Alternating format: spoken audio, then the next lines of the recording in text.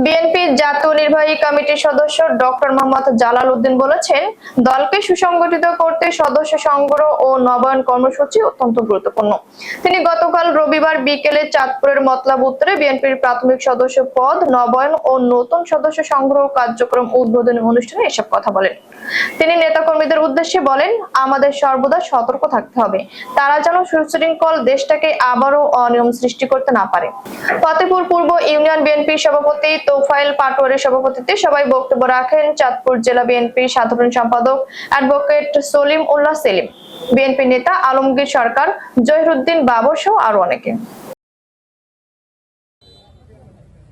কর্মসূচির লক্ষ্যে উদ্দেশ্য করে এই কর্মসূচিতে কারা সদস্য হবেন, কারা হবেন না, কারা সংযোজন হবেন, কারা বিয়োজন হবেন, এটা একটা নীতিমালা আছে। চাঁদাবাজি করবেন না, সন্ত্রাসবাদী করবেন না, গুন্ডাগিরি আর লালালালি করবেন না। আরে ভাই, প্রধান অতিথি হতে হলে সেই মানে হইতে হয়। নুরুল ইসলামে এক জায়গায় চুরি করতে গেছে আর মানুষ দিছে দৌড়ানি দিছে আর স্বেচ্ছাসেবক দল, মহিলা দল যারা আছেন তারা সতর্ক থাকে।